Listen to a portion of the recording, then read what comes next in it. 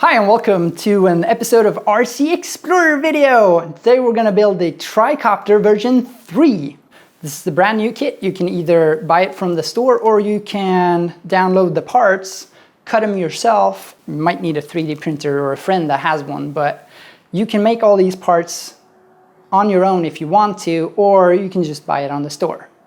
So the first thing we're going to do is build a camera tray. So let's start.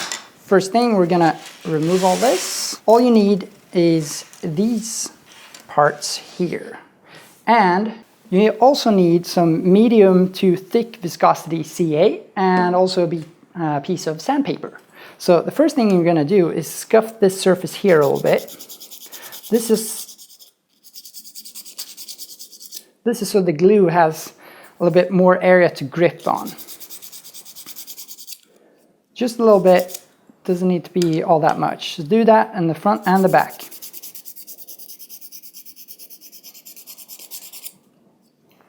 And you want that to be the same width as these bottom plates here. So these are just 3D printed plastic and they already have grooves in them. So the glue really sticks well to this and it has tons of surface to stick. So now we're going to put these wire supporters in here. And we're going to put glue in these little troughs here and then put these in here. And we want this to be filled properly, but you don't want to go too heavy either because you don't want it squirting everywhere. So I have some piece of paper handy. Okay, we're going to put glue in this troughs here and here. And then we're going to put some glue. I usually put it on this piece because it makes it a little bit easier. You don't need a ton, you just want it to hold properly. It's not about the amount of glue, it's more about the surface. Now we're going to put these in these troughs here, in the grooves here. You're going to see the glue is going to go a little bit everywhere. And now these are actually held in place by the glue a little bit, just the viscosity of it. See, there we go. Now you're going to take this part, flip it over, and make sure it's in the grooves. And there we go. Make sure it's nice and tight. There's no gaps anywhere. If there's some excess glue, wipe it off with a piece of paper, or don't use your finger, use gloves, but you can take it with your finger if you're very daring. So hold this until it's a little bit dry. And then you can do the back one as well. Okay, let's do the back one.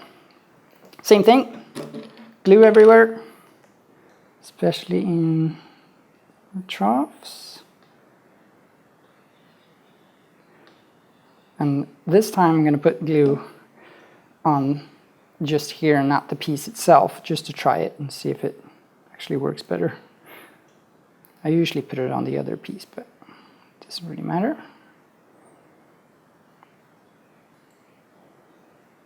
Come on, stay in there. You're a bad piece of wire. No. If the wire is giving you trouble, you can hold down one of the wires with the top piece or bottom piece, and then put the other one in place, and then squeeze the whole thing in place. Make it bend to your will. There we go. Squeeze it, and if you want a nice tight fit, you can put it on a table and push from above real hard. Make sure there's not a ton of extra glue squirting out because then you're going to have a piece stuck to your table. Now you can put that to the side. Just make sure that the pieces, these wires, are nice and stiff. There's not supposed to be any kind of wiggle room in there. If there is, there's going to be vibrations coming down to the camera, and that's really bad.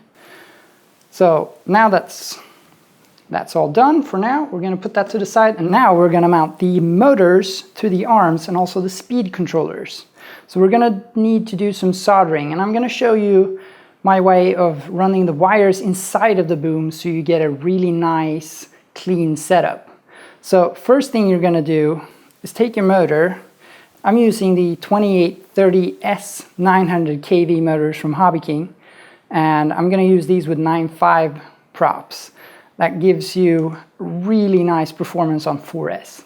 Okay, first off, we're gonna screw this to the boom. And we want the wires to point inwards.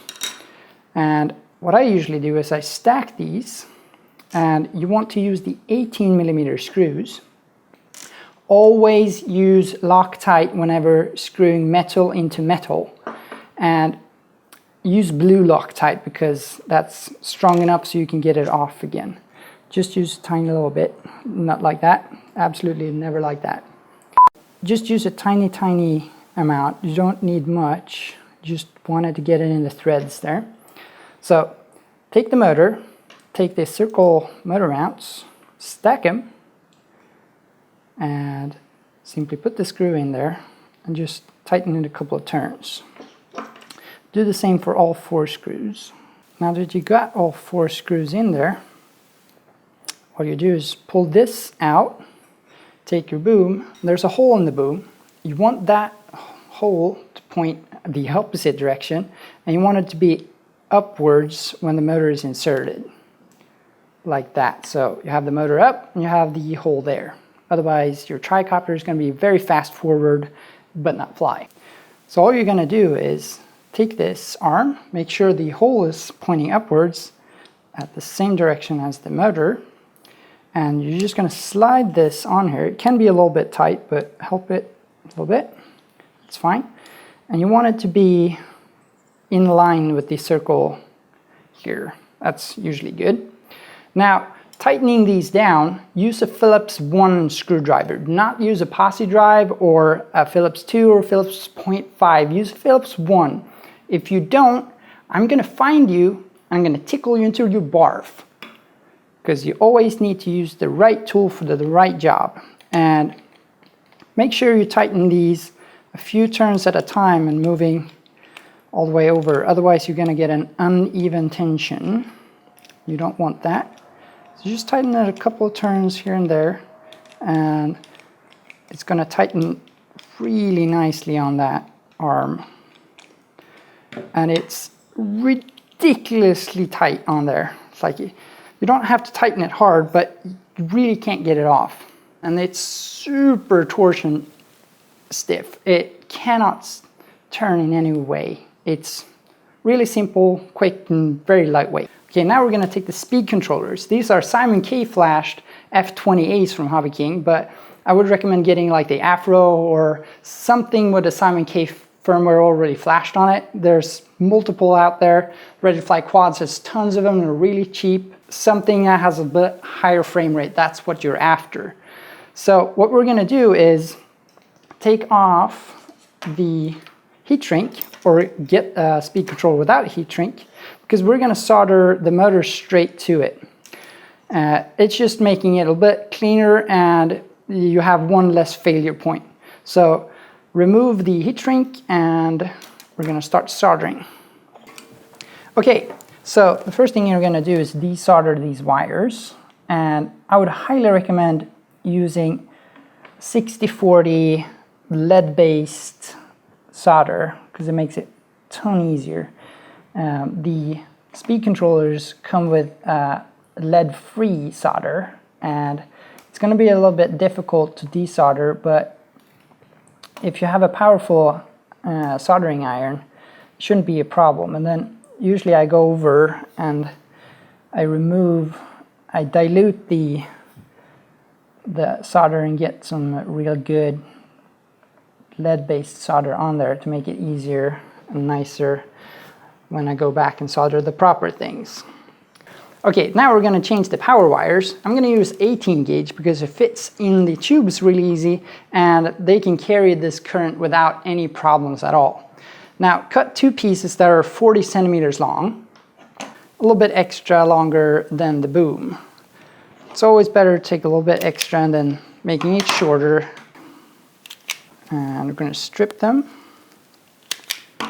And I usually take my fingers and just twist the wire so that the strands don't poke out everywhere. And then we're going to pre-tin this wire.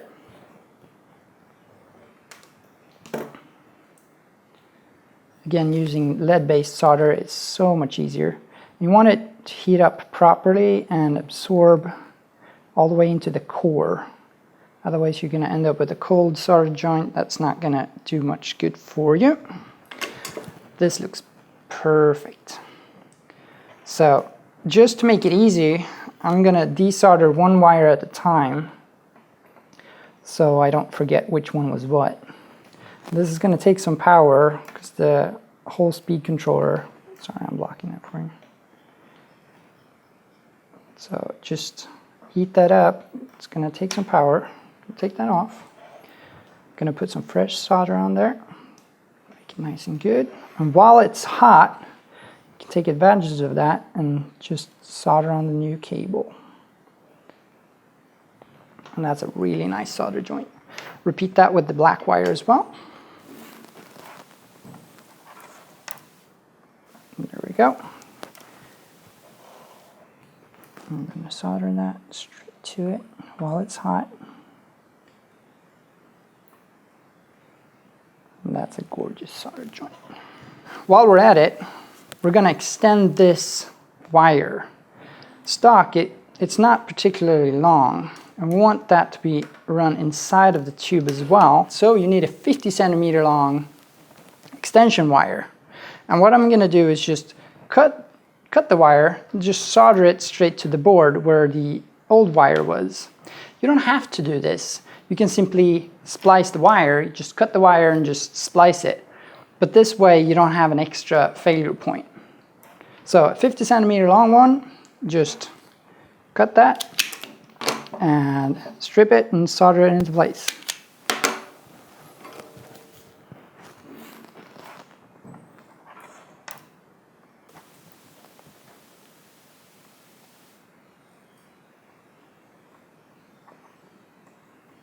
Take careful note of which way the signal is going. And in this case, it's the little resistor there that has the proper orientation. So again, we're going to pre-tin the new wire. Don't worry if you get a little bubble like that or a bridge. All you have to do is just poke your soldering iron through it and it's going to be fine. Don't use too high of a temperature doing this small kind of stuff, especially if you use substandard wire like I'm doing here.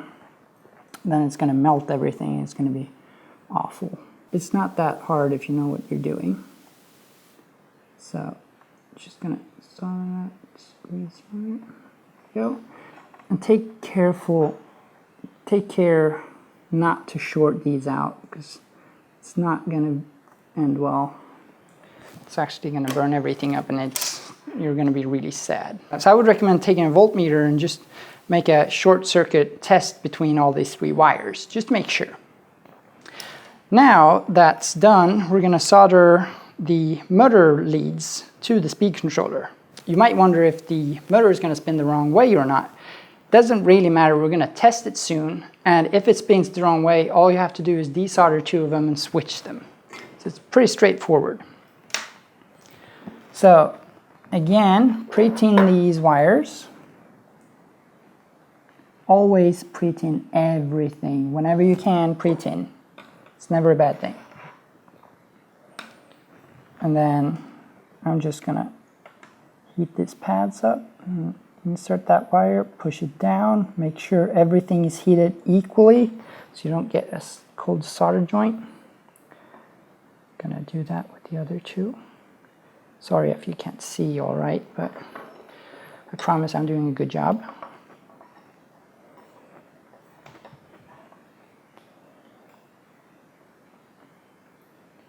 Okay, there we go. All three wires in place. Now we're going to take some heat shrink tubing. We're going to cut a piece. Oh, by the way, all these wires and everything you need, there's going to be a list on RCExplorer and even underneath here that you can see everything you need to buy in order to make this kit. So all the electronics, all the little gadgets, all the little wires, everything you need. So take this nice, see how thick that is? It's gorgeous, it's absolutely fantastic. It protects the speed controller really well compared to the stock ones. So you need a pair of scissors, and I highly recommend not taking wipes because when you break it, it becomes really awkward and you have to tell her, and you know, you have to buy new stuff and chocolates and stuff. But anyway, cut the heat shrink tubing so it fits nicely. Wow, see, that's awful. That's like that's a tool made for something, and it's really bad at it. Cheap IKEA stuff. Anyway, so you cut the heat shrink tubing a little bit bigger than it needs to be because it's going to shrink a bit. And then we're going to insert that over here now to protect it, but we're not going to shrink it yet because we don't know if the speed controller is spinning the right way or not. The next thing we're going to do is solder 2 bullet connectors to this end here, because at the power distribution at the base of the tricopter, so if you have the frame here, the arm is going to go on here, and the wire is going to come out through the hole here. We need some kind of power distribution to get the power from the battery to the different speed controllers. Hobby King sells this pre-made one, which is pretty nice, and it uses bullets. The reason why I like using bullets is because you can easily change an arm if you get into a crash or something happens.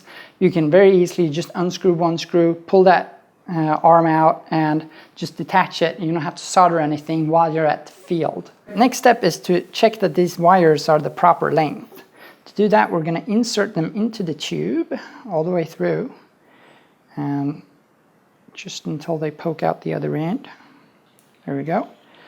And I usually turn this, and this is going to be zip tied to the boom later, so it's going to be around here somewhere. It's not really that critical. You want these wires to be long enough to be able to connect, but short enough so you don't get tons of extra wire in here. I usually go with 4 or 5 centimeters of wire sticking out. That's actually a pretty good, decent length, so you don't get into trouble later. Okay, now that you check that, pull out the wire again, and we're going to solder on some bullet connectors. So we need 3.5 millimeter bullets, and we need the male kind. So strip, turn, pre-tin,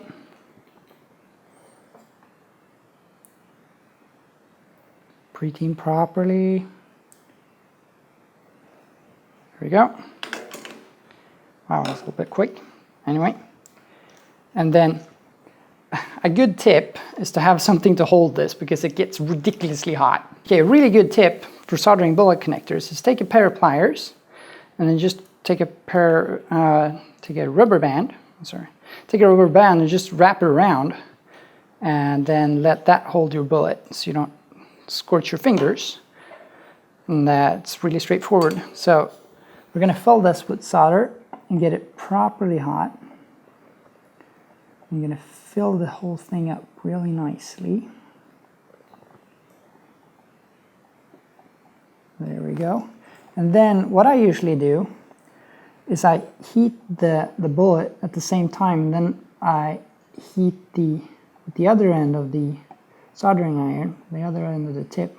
I heat up the wire so I know both pieces are melted before inserting them, and then I heat a little bit afterwards, and you hold it perfectly still.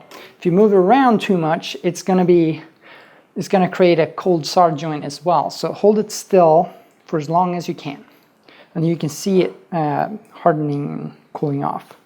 So that's actually really nice, and make sure that you don't get too much of this flux into this ring here. That's really, really bad. And then if you do get that, I highly recommend washing it out with some alcohol. In this case, I didn't get anything, so that's thumbs up for that. So do the same thing with the other wire. Surely. Now we're going to put some heat shrink on this. So we need this thickness. It's actually really good. So I'm going to use the super awesome scissor of super awesomeness again. I'm going to cut 2 small pieces. You don't need too much. This size heat shrink fits really snugly in there. So what I'm going to do is just insert it on top of a pair of pliers and then just bend it outwards a little bit. Don't overdo this, just a tiny bit. You don't need much. This way it fits much easier over here, but it still shrinks really nicely and holds that really tightly. So I'm going to do that for both. And then I'm going to heat these up with a hot air gun.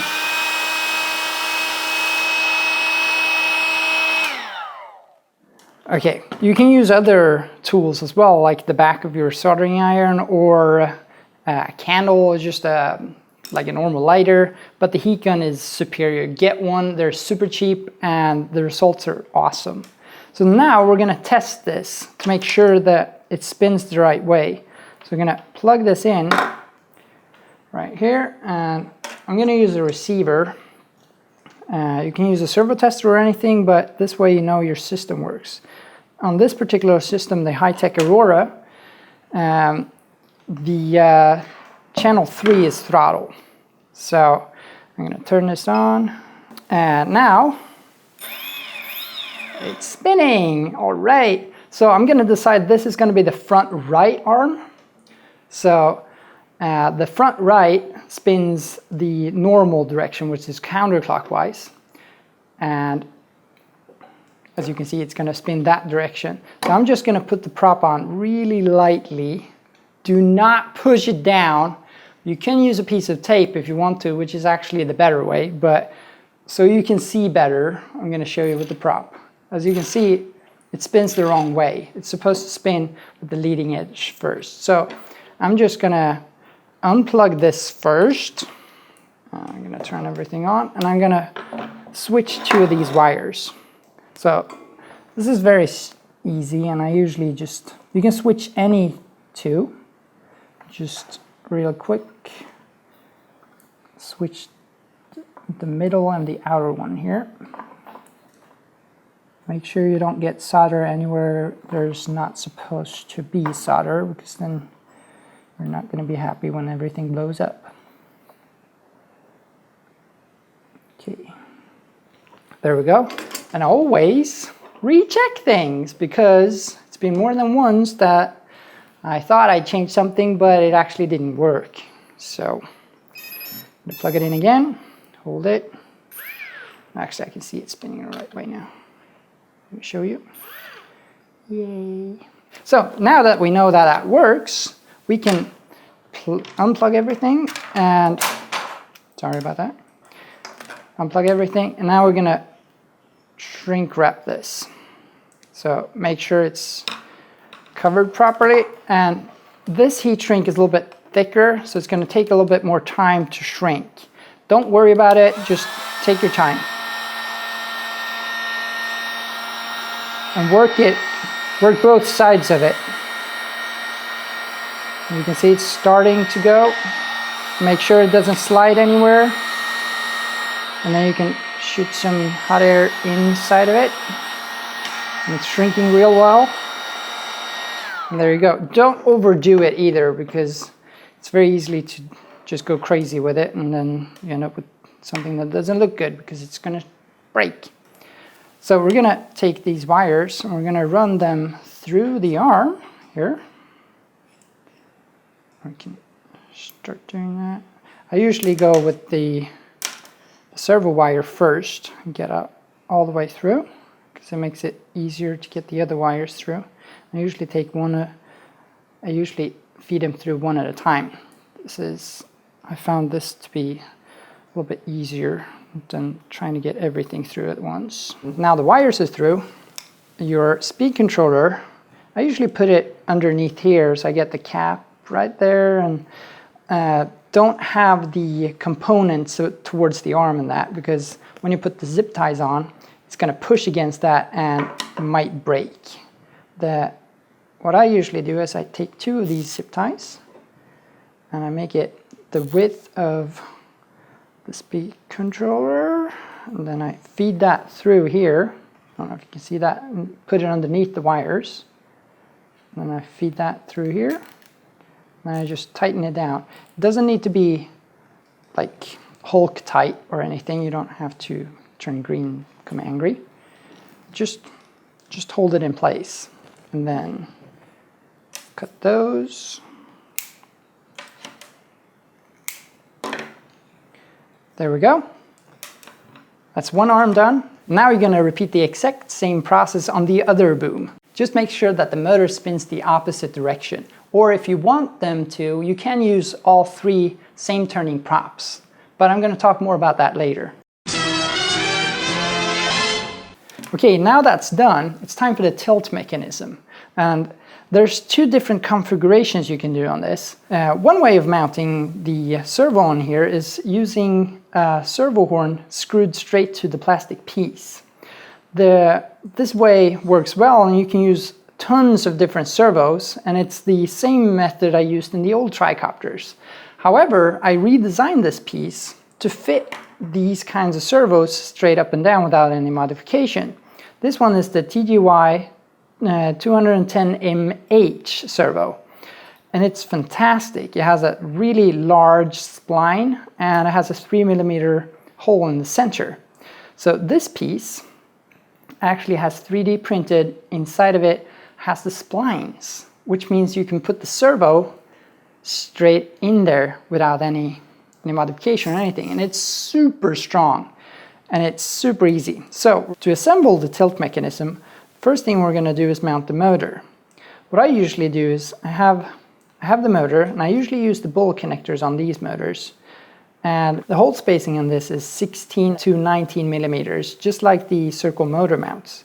You want the cable to stick out on the side. You don't want it to be hitting the servo like sticking straight forward. You want it to go out on the side here.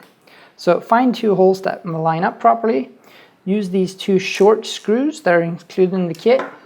And again, use blue Loctite. Tighten both of them down properly.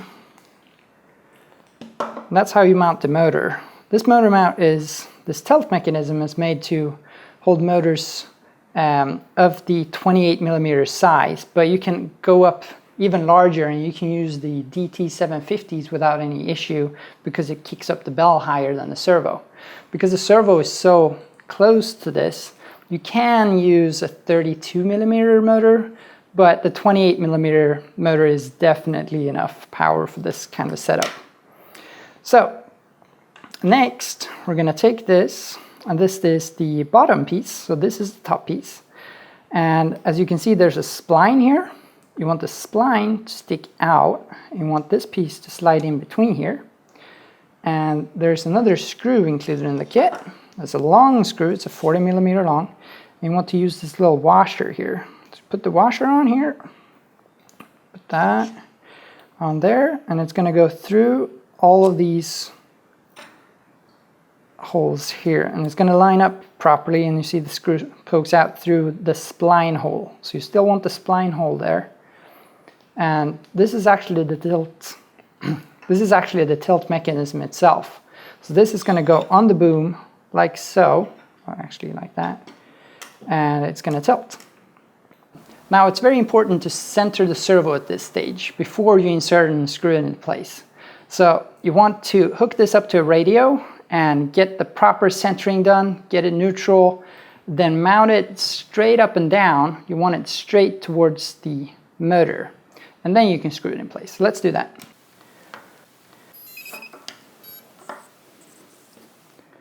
Okay, get this servo nice and straight. There we go. Now we're gonna take this screw again, and you don't have to on this piece, but I highly recommend putting some Loctite on it because it's gonna screw straight into metal. So just a little bit of Loctite on there as well. Always use blue, do not use red or green. It's never gonna come off then. So this actually screws straight into the servo. As you can see, there's a little bit of gap there. So we're gonna over tighten this, pull the servo all the way in, and now it's so tight that you can't move it. And that's a problem. We wanna let loose this again. So this is easy to turn, but there's still no slop. And that's where the Loctite is really good. Oh, and that's perfect. Now there's a little spacer in there in the kit. And you want, as you can see, it has a wide end and a narrow end. You want the big end, and you want this opening here to go this way. So it grabs around the servo, and the cable can come out on the bottom. This opening is 10 millimeters and fits perfectly over the boom. So as you can see, we can test fit it on here. That looks fantastic. Now we're going to zip tie that into place. So we're going to use 2 zip ties, and a really good tip for the middle one is to bend the zip tie around so you get a little bend on it, and then you just poke that through. There's some grooves in here in this 3D printed plastic here, so you know where the zip tie is supposed to go, and it's going to hold nicely in place. And you want these 2 zip ties to run the opposite direction, and that is because you want the force when you pull on it to go on opposite directions, so you get the strongest possible joint so it doesn't pull to one side. Now I actually screwed that up a little bit. There we go. So I'm going to just tighten these a little bit, and I'm going to slide this so in under the zip ties, around, there we go. And you want this to be end towards end, so you can have it end there. That would be really great. And then we're going to tighten these down pretty good. As you can see, they're on the opposite side, otherwise it can pull unequally and you end up with a crooked and not a strong bond as you would otherwise end up with. This is really nice. And this looks actually really good, so you can test it, and you can see how much range that has of travel. It's never going to stress the servo, and there's no slop or anything. It's just mwah. Now we're going to mount the servo, and we're going to use a lot of zip ties doing that. 3 pairs of zip ties. So what I usually do is I go with 1 of the knots on the zip ties on the top of the servo and 1 on the bottom of the arm, and then just pull it nice and tight and repeat that 2 times. So again, just put that on and alternate, or alter, now can't even pronounce that. Make sure you go with the knot on opposite ends every other time. Alternate. What's the word? Alternate? Alternate? Sounds weird. So make sure the knots are on the opposite side of each other. And again, use 3 pairs. It makes it nice and strong, but this way the zip ties are going to break in a crash, save your servo and your tilt mechanism and your motor, which is what it's made for. Cut these.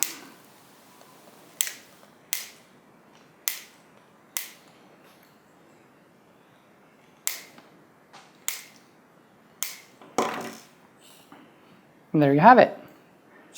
Looks pretty good. Super stiff and torsion strong. It's not going to move anywhere, but it's going to break in a crash and save a lot of parts. Okay, so I'm going to show you how to build this optional way of mounting the servo, and that's by using the servo horn. So I'm actually going to use an HS82MG servo, very nice servo. Okay, first thing you want to do is take the 2 parts, have the spline pointed outwards as normal, indicate there's another nut, a lock nut, and we're going to take that and we're going to shove that into the spline hole. And it's going to be pretty tight, so put it against the table or something, push on it, get it in there. It's a little bit tight, but it's fine. And it doesn't need to go all the way in there the first time, because the screw is going to go inside here. So you're just going to take the 40mm screw with the washer on it, shove it through here, and push all the way through, and then use a Phillips 1 screwdriver, start tightening this down, and you can see this lock nut being pushed in there, and you don't want it you want to tighten this pretty good. So now you can't move it. And then you want to untighten it until it's very easy to move. That way you know you have you've really driven it in there and it's going to be on there really good. So it's never going to come loose. So now that's done, we're going to take the servo horn.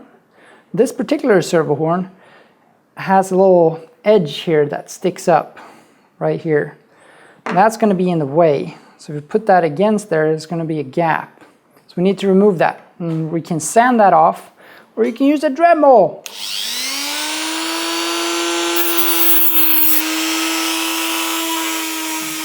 No, really use safety goggles. That's a really good idea. So now that's flat. I'm going to test that. You want the hole on the servo horn here to match up with the middle of that screw that goes through there. That's all you need. As soon as you've done that, pinch it down. And we're going to mark that spot either by using a drill or an X-Acto blade or something sharp or a pen of some sort. I'm just going to use this. And I'm going to mark the innermost two holes. Doesn't really matter. There's tons of extra space on there, just like the old style steerable nose wheel assembly. This is just the same procedure, just a little bit easier. So now I've done one hole. And there you can see that. I'm using a 0.8 millimeter drill bit. And we're going to use this supplied servo screws with the HS81. And those are usually for mounting the servo itself, but I'm going to steal those. I'm going to use it for this. So I'm going to mount one screw before I start drilling in the next hole. That way I really know that it's centered up properly. So I'm just going to screw that screw through the servo horn a little bit and then screw it in here. Okay, I'm going to turn that. I'm going to look, and that looks to be in the center. Looks good. So I'm going to drill the other hole. So I'm just going to start drilling that through here. That went pretty easy. And then just going to attach that screw as well.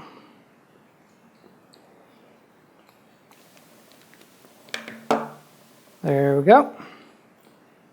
Now these two arms are a bit long and protrude on the bottom. I'm just going to take a pair of pliers. I'm just going to cut those.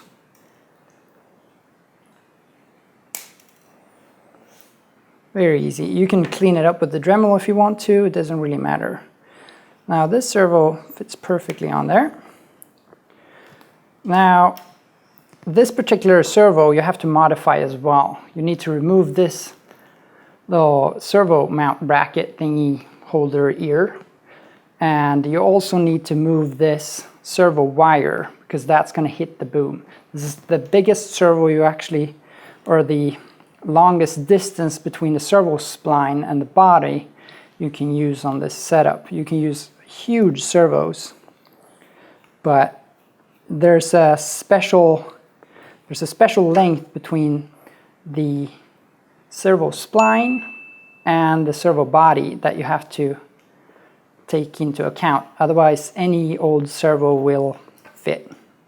So one nice thing about this servo is that it happens to be the exact same height that we need for the spacing between the block and the servo itself. On the HX65, there's actually a gap here.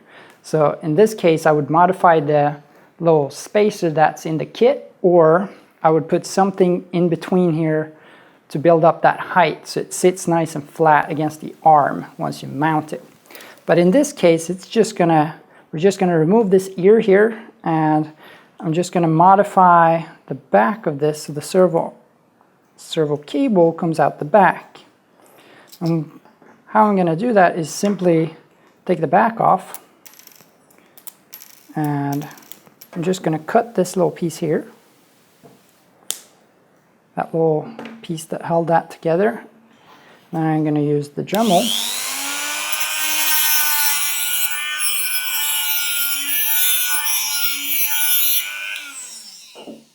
got a little slot in there as well. This way, you can mount that on there and test fit it. I can mount the servo straight against the boom, and this wouldn't be in the way, and it wouldn't get squished and destroyed. So I'm just going to screw this back together, and then we need to mount it on the boom.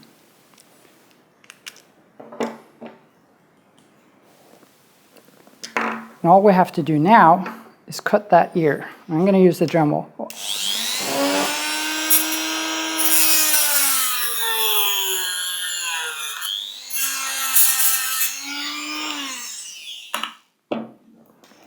Nice and flush. Always use safety goggles. I didn't have any close by, so the first thing you lose is your eyesight when you go blind. That didn't make any sense. So now we can simply mount this using zip ties to the boom. We're going to need a lot of zip ties. So I'm going to always crisscross these, just like you do on the normal, and whenever you mount zip ties, alternate the order for them to equalize the pressure. I'm going to mount this on the boom, just slide it on there, and we're just going to mount that to the boom, nice and tight. And then I'm going to use 3 pairs of 2 zip ties to hold down the servo. I'm going to use one on the top and one on the bottom. One knot on the top and one knot on the bottom. That way you get nice equal pressure. Then you want to alternate the order as well, so you get the knots on the opposite side. Cut these.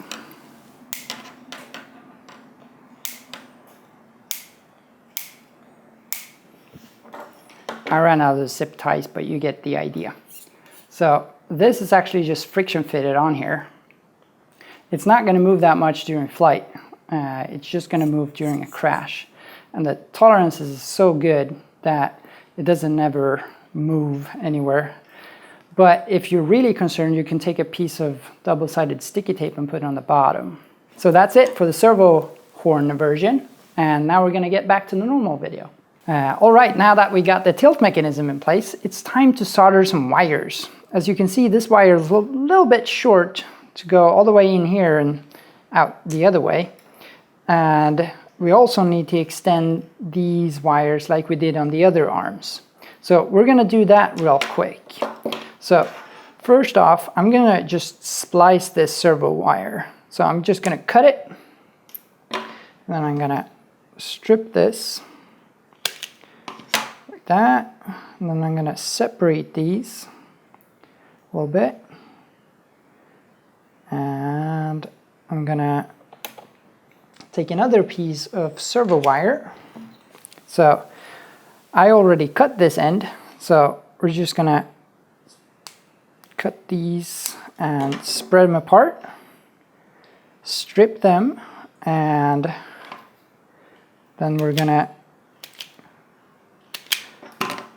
take some and then we're gonna take some heat shrink tubing, the small kind.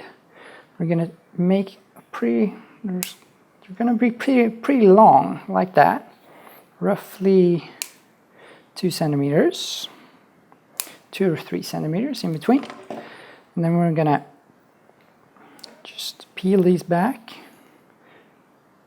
put it on, and make sure that you match your colors. To make absolutely sure that these wires are as secure as possible, I'm going to put them next to each other, and I'm going to twist them together. It's going to be a little hard to show you guys, but all you do is just twist these together as much as possible, like that.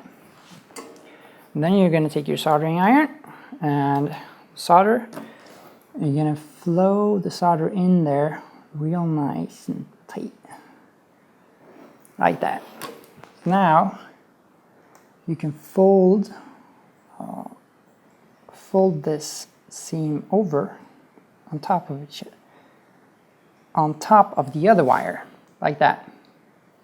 And then you You can take your heat shrink tubing and just slide that over. That's going to make a really nice strong bond, and it's easy to solder as well. So we're going to repeat that on the other two and make sure that the wires are correct. And there we go. Now we're going to use the hot air gun again and shrink these tubes. That's nice and done. Then we're going to do just like we did with the other speed controllers, except this time we're actually going to add a couple of these.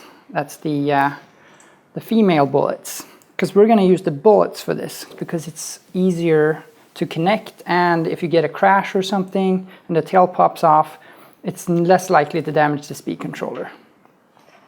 So I'm going to shorten these wires just a tad, just like here. Shortening these wires is also a good thing because you get rid of the pre-tinned parts from the manufacturing, and that's lead-free solder, which is terrible. So anyway, we're gonna change that, solder these on, and continue on. Okay, now we're gonna add some heat shrink to this again, and then we're gonna solder the 18 gauge wire just like we did the other wires. And also you need to extend this wire as well. You don't have to solder these straight to the board, the longer ones. You can do the splicing version like we did on the servos if you feel like this is a little bit too tight for you. That's completely fine, it's up to you. So let's get going and change these wires and add some heat shrink. And now we got the speed controller done.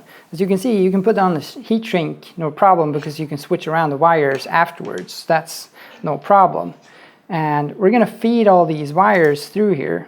And you don't have to worry about the hole being in any which direction on the tail arm, because it doesn't really matter. It gets squeezed, it doesn't use that hole. So we're just going to feed the wires through, and we're going to mount these. Okay, now the arm is done. The back arm, as you can see here, I just hooked it up.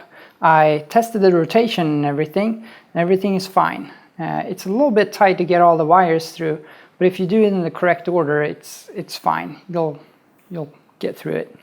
So now we're gonna start putting the tricopter actually together. This was the major part of the build. So now you need a frame. You also need the other arms. You need the camera plate you already had. You need these parts. You need the spacer. You need a lot of screws. And also you need to do some kind of power distribution. I'm going to use this one from Hobby King. It has 3 wires on it, but since I'm going to use the high-tech system that has voltage telemetry, so I want another cable spliced in here. So I'm going to cut this open and solder another wire to it. So I'm just going to do that real quick before we start. Okay, here we go. This is a really good time to inspect the solder work of Chinese people. And that actually does not look super great, but it will do. So I'm just going to cut this. I'm going to remove the signal pin on this connector here. This is so I get voltage down to my radio, and it's going to warn me when the battery is running out. So I'm going to do something that you shouldn't do, and that is trying to solder this without heating it up too much, which is like something you really shouldn't do. But hey, sometimes you get to do what you shouldn't do. So I'm just gonna heat this up as low as possible while still soldering it properly. Looks awful, but it's gonna work. It's not the best solution, but it's a solution. Instead of resoldering everything, this is gonna work, but yeah, it's a little bit questionable. So I'm gonna take this rather large piece of shrink tube. I didn't have any smaller, so this will have to do. So I'm going to put this on here, And I'm going to shrink tube it, and then we're going to continue on with the build. I shrink wrapped that, and now it's time to actually assemble the tricopter. So we're going to take this front spacer here. I'm going to put it in between. Oh, look, I'm going to flip that over so I have the nice side down. Just saying. Now we're going to take two 20mm screws. That's the slightly longer screws. There's 20mm and 18mm screws in here. And I'm going to show you.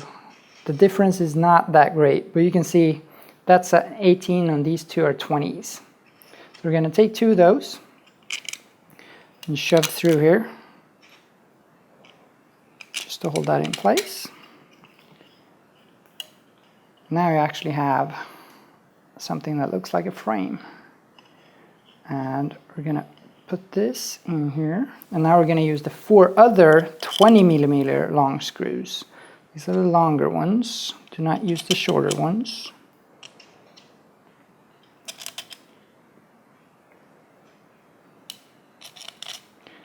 There we go. I'm going to take a look at the side here. You can see everything fits nicely. It looks good. I'm actually going to mount the camera tray now as well. And to do that, we need these two pieces. I usually start with the front one. So these two wires are going to fit in here. All you have to do is just get these screws in there.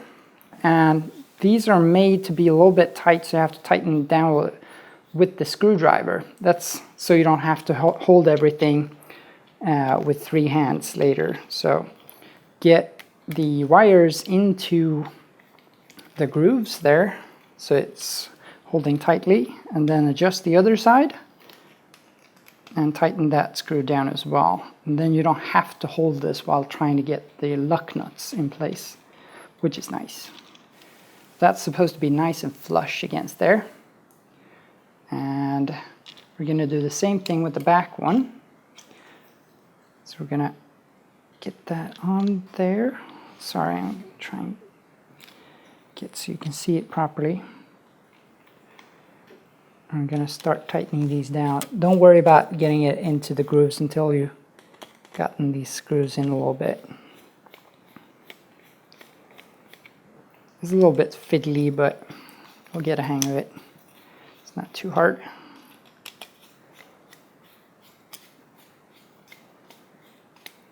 Once you start getting some traction there, it's time to put these into the tracks. And this is going to be a little bit tighter than on the top one. You have to bend the wires slightly. So I'm just going to tighten that down. And I'm going to make sure this one is inside of that. There we go. Just nice clicking sound.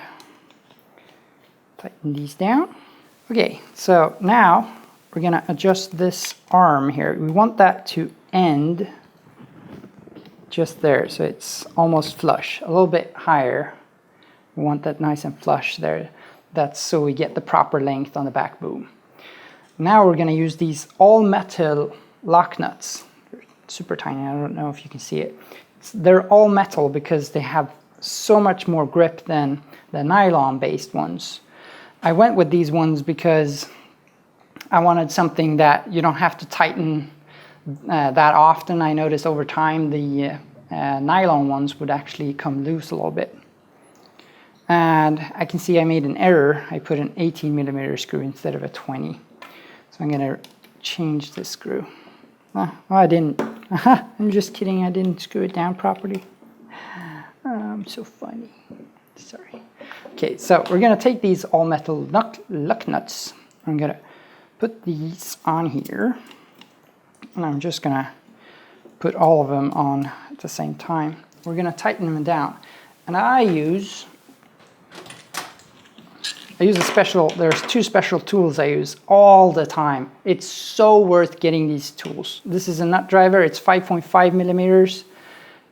This is perfect for 3mm luck nuts and 3mm M3 screws.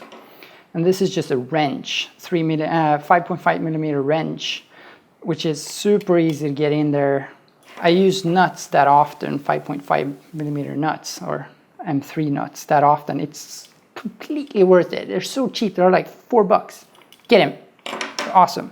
So anyway, what you want to do is tighten the nuts. This is so you don't have to hold a piece of plier and try to get everything to line up while pushing and everything, and it's awkward.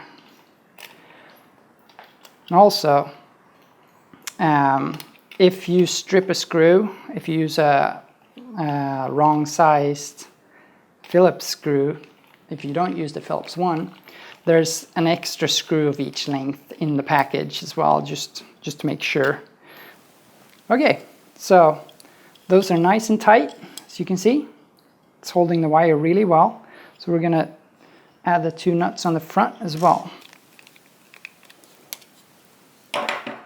Okay, and you want to feel this out. It's supposed to be really stiff and springy. There shouldn't be any flippity-floppity or anything, because that's going to show up in your video later. It's going to cause vibrations and you're going to be very unhappy. So now it's time to put on the other arms and the power distribution. I would actually start with the power distribution. We're going to shove it in here. Here we go. And be very careful that you get red to red and black to black. Otherwise you're going to get the magic smoke. Now we're going to leave that just hanging there. Now we're going to mount the front arms. And make sure you use the right spinning ones on the right side. So if you didn't mark it earlier, now is the chance to try it again before you get them into place. So what I usually do is I take the front screw, the one all the way out here, and I just put the lock nut just a little bit, just to hold everything in place. This is so the arm doesn't go everywhere. Be very careful when inserting the screw through here that you don't pinch a wire. Don't want the wire to get in there and you tighten it down and it's ripping up all this wire and shortening everything out. So when you get this in here, gonna take a look and you can see through the hole and you can see what's inside of there. So if you have something that you can stick in there, something really really thin, and move the cable around, it looks pretty good on this one. So I'm just gonna try it out, and you shouldn't feel any tension. You can wiggle the screw back and forth. And that's actually really good. Went all the way through. It looks nice. And I'm going to take a lock nut and I'm going to put that on the bottom. I'm going to tighten this one down a little bit. This just makes it easier to work on later. Feels good. And we're going to repeat that on the other side. A little bit awkward working on it this stage, but we'll get through it soon. Black to black, and red to red. There we go.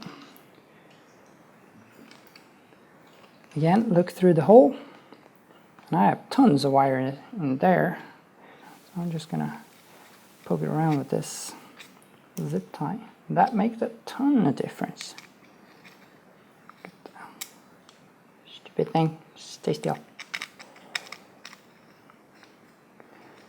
And if you're unsure, you can always look at the bottom while putting the screw through.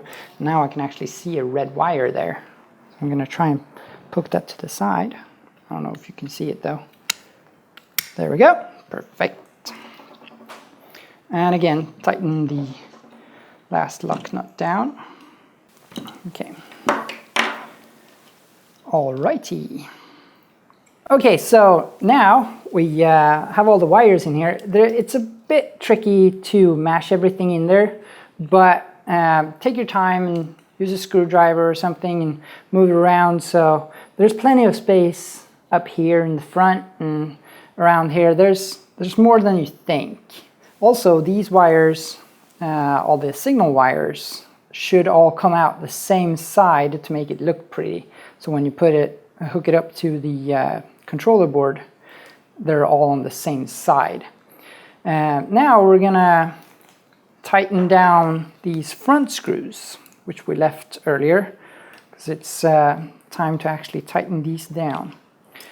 Right, so first thing we want to do is actually tighten the back ones.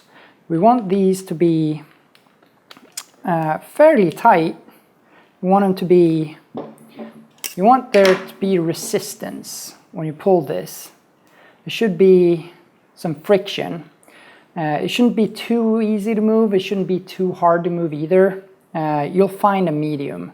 So just have enough tension on there so it doesn't move around easy. Then we're going to tighten the front one, and be sure that the arm is all the way in the front here. And we're going to start tightening this down. What you're looking for is not to over tighten this way too much. You want it to just increase the friction enough to where the arm stays in place by these two plates here. It's all about the friction of the two body plates, and that's why this plate has a different coating than the other parts. That's to create that optimal bite, so to speak. When it's held in place, it's actually really tight until it's let loose, and it's very easy to move. So you want to be able to move that all the way forward so it hits the screw, but you want it to be tight as well. And if you want to, you can actually move the screw back a little bit, or move the arm back a little bit, and then tighten it like half a turn, and then look at it and see. It should be able to hit the screw, but there should be increased friction there. So this is a very crucial part where, like, quarter turn, you want this to be just perfect. So when you push it forward, there you go. That's a really, it's quite tight, but if you hit it hard enough, it's gonna break away. So there's a lot of friction in the front, and then it lets loose. So that's actually perfect. So we're gonna tighten the other arm the same way.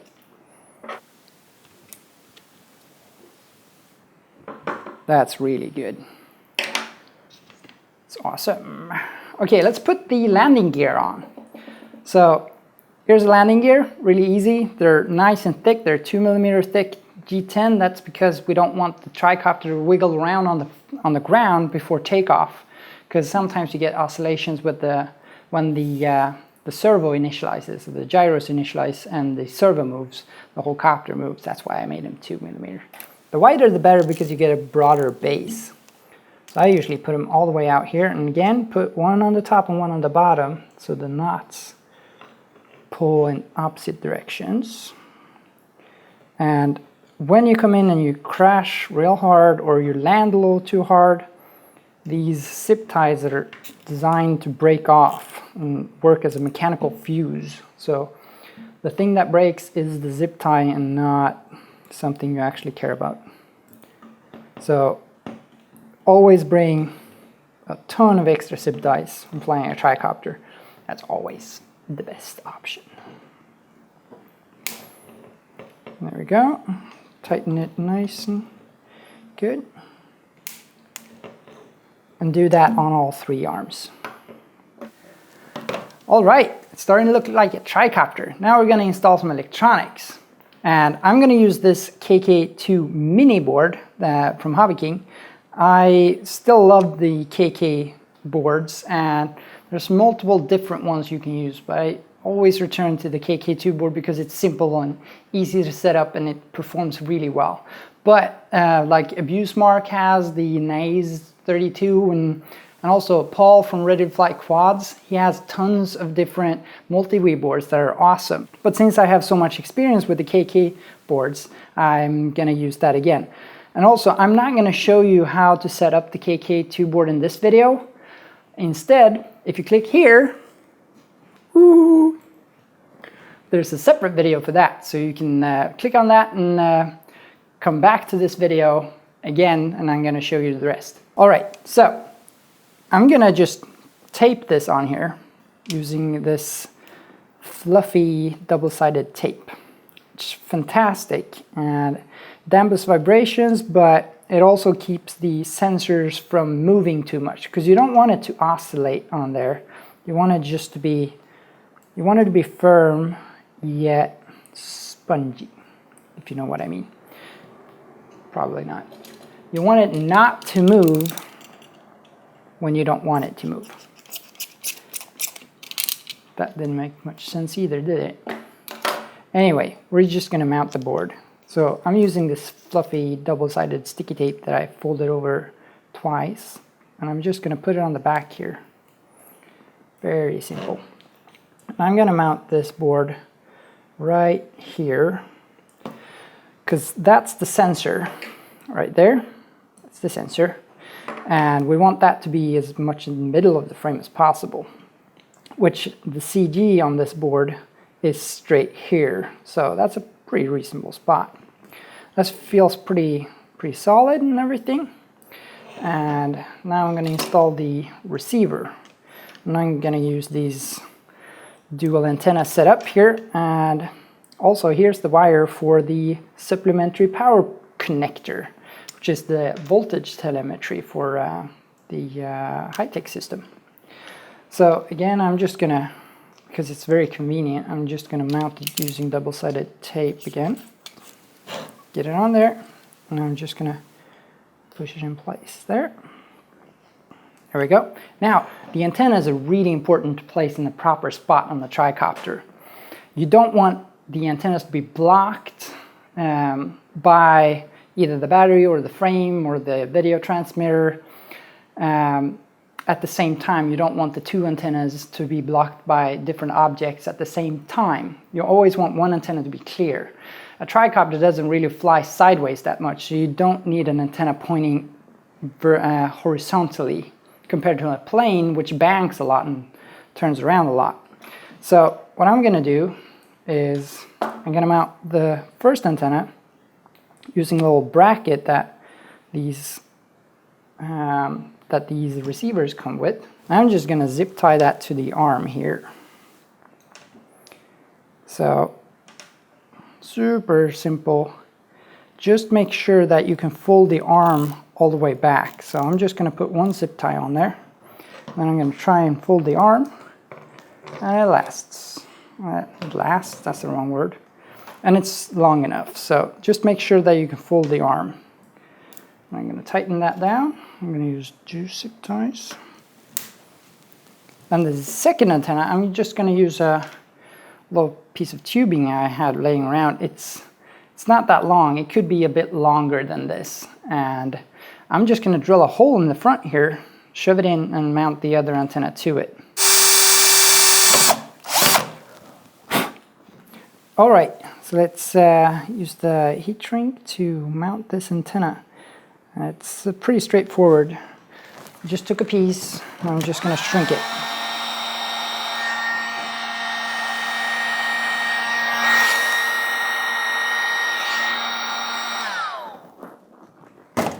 This way I can easily remove it later as well, or during transport. When one antenna is blocked, the other one should always be free, have a free visual line of sight to you. So if you have the battery mounted here, this antenna is going to be blocked at that direction, but that antenna is always free then. When this antenna is blocked straight down, this antenna is free. So it's just a matter of spacing them out far and just making sure that they always see you on the ground visually. That way you're going to get the best possible reception. All right, so I'm just going to plug in these cables, and depending on the board you're using, these are going to be mounted in a different order. So make sure you check the manual or a video or something of how to plug in and set up your board. All right, I'm going to clean up the wiring afterwards, but for now we're going to mount the FPV gear on here. And that's what this piece is in the kit. It's just an FPV transmitter post. All it does is it goes on the back boom and it holds your FPV transmitter. It's really not that hard. So I'm going to mount that, and then I'm going to mount my FPV transmitter. So hang in there real quick. And a really important thing is to make sure that you don't mount that too close to your propeller. Otherwise, it's going to be a very short flight. You could wait and mount this later if you feel uncomfortable maintaining a tricopter with the FPV gear on it. Since this is a build video, I'm just going to show you the whole process. I highly recommend not mounting the props yet on the tricopter though. Always keep that until the last step. This is the FPV transmitter I'm going to use. It's a 600 milliwatt 5.8 gigahertz from Immersion RC. Works fantastic. It's a great starter. FPV setup. And to power this, I modified this connector a little bit. Not in this end, but at the other end. I put a balance connector on here. And to get a balance connector, I bought one of these Y harnesses. And you get a ton of them. And I just desoldered it and soldered it to positive and negative. And it's very important that you do the outermost ones. That way you get all 4 cells. This can take up to a 6-cell setup and has built-in filtering, so it's really convenient. This way you never have to have the FPV gear powered on while you have the main power on. You can choose whenever you want it to be powered on, which is great. So I'm just going to mount this straight here, and the transmitter post is a little bit taller, and it's not by accident because some video transmitters are taller, but I would recommend mounting it a little bit further down. This way the FPV connector is a little bit protected by this piece here. I'm going to use a GoPro camera for this setup, so I'm going to use this Ready to Fly Quads connector, which is tiny, super lightweight, and super awesome because it comes with 2 connectors, one for charging your GoPro and one for the video out. So to connect this to this, it's very easy. All you have to do is connect the yellow to the vid and the ground to the GND, or the black wire. So it's super easy. But the cable is a little bit short all the way back here. So what we need to do is put an extender on there. So I'm just going to do that real quick, hook it up, and then we're going to mount this to the FPV transmitter post. Alright, this cable is now done. All I did was solder the negative to the negative and the positive to the signal. And then I moved these around a little bit on here. This way I can plug it straight into this connector here all the way over to the right, and it hooks up to video and ground. That goes straight into the GoPro, so all you have to do is just plug that in. And if you plug that into 5 volt, it's going to charge the GoPro, which is awesome. So I'm going to make this a little bit prettier by putting some wire mesh over it. And I'm going to install it on the tricopter, and then we're going to balance some props and go out and fly. So that's pretty awesome. Okay, I'm going to mount this video transmitter now, and I'm just going to use some double-sided sticky tape again because it has really good grip. You can also mount it using some zip ties, but this is very easy. So I'm going to hook up this cable here, and I'm going to turn this around for you. It's very, very straightforward. Just squeeze it in place. Very easy, and we're gonna zip tie these cables around here. As you can see, it turned out pretty good. And I hooked up the charging cable as well to the KK board here, so it charges through the built-in BECs on the front and back BECs on the speed controllers. This way you don't run out of juice in your GoPro. Also in the kit is included a silicone wedge. This little wedge is there for aiming your camera downwards. So it creates this little downward angle. I like to fly downward angled cameras a little bit because you see more of the ground than the sky.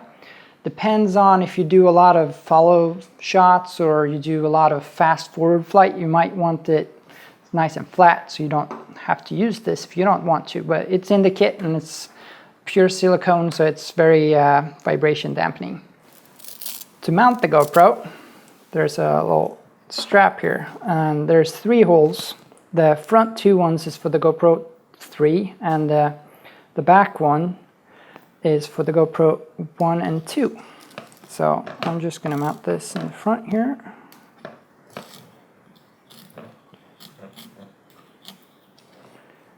And I can strap the GoPro in.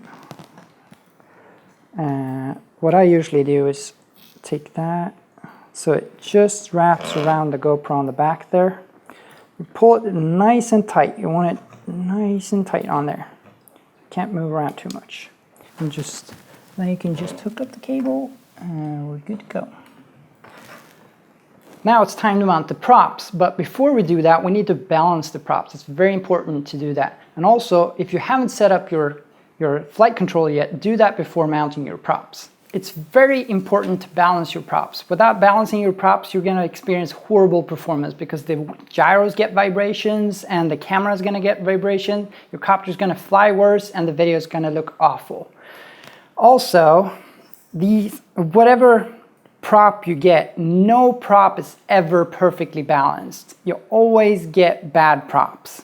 So I'm going to show you how to balance props properly. Get a really good balancer. This is a Dubro one.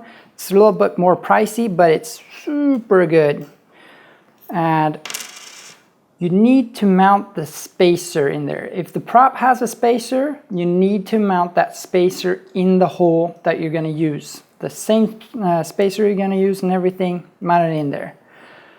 If your balancer has one of these cone shapes, then that should go inside of your hole on the, don't put in your hole, sorry. Then the cone shape should go inside of the spacer you put in there. So that way it's going to center up nicely on that. The other one is going to go flat on the outside. That's exactly how it's going to mount on your motor later, because the shaft on the outside is going to steer the center and this is simulating the screw on the outside. So I'm going to tighten this down and we're going to see if it's balanced. There's two types of balance. There's dynamic and static. So the first thing you're going to check is one side heavier than the other? In this case, it's kind of obvious that this blade is heavier. So we're going to add a piece of tape to the opposite blade and always put it over the leading edge. So if you put it on the top, fold it over the leading edge. That way it becomes really strong, and always cut it on the back. You don't want it sticking out anywhere. Push it down firmly. I'm going to put it back on the balancer and see what happens. Still heavy, then add more tape. Now that the blades weigh equally, it's going to pivot and it's going to stay centered. What you actually want is for the prop to be able to be put in any which direction, and it's going to stay there. As you can see, this prop kind of doesn't. It kind of wants to move upwards.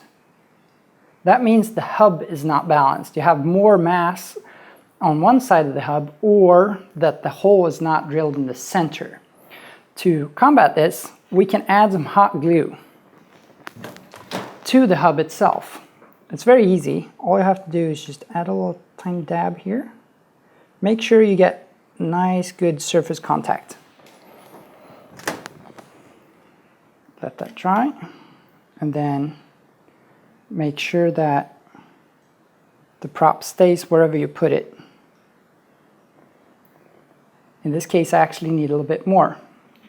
So I'm just going to add a bit more. I put that on the balancer. See if it stays. Now it's nicely balanced. Now it stays wherever you put it. Now you have a perfectly balanced prop and you're ready to fly. Okay, let's put the props on the multicopter. You can use all the same rotation props on this tricopter if you want to, but these days it's so easy to find counter-rotating props as well. So it's an added benefit of actually using counter-rotating props on the front. That way you don't get retreating blade stalls and really fast forward flight, and you get less of a lean on the tilt which gives you a little bit better performance. So I highly recommend it, but you can still fly with all the same rotation props if you want to. A really good tip for any motor of any kind really is to check for slop in the bearings. As you can see, there's a, if you can hear that, that's the sound of badness. And to fix that, that's really, there's some slop in the bearings, and it doesn't really matter what kind of motor you have, it can have it. And the best and easiest way to fix that is to untighten the set screw here that holds the shaft in place, and then knock the shaft in and tighten it down and check it again. You want it to be tight, and it shouldn't be flexing, but it shouldn't be causing it to spin too tightly either. So you want a happy medium in between, some friction and no slop. That's really a really good tip for any kind of motor, but especially cheaper motors, they're really bad. But if you do that trick, they work really well. So highly recommend that. Last thing we're gonna do is take the battery. I recommend using a 4S3000. It's a fantastic setup. And we're gonna check the CG. The CG is very important in multirotors as well, otherwise you're gonna get unequal performance and it's gonna pull off in any which direction when you go full throttle.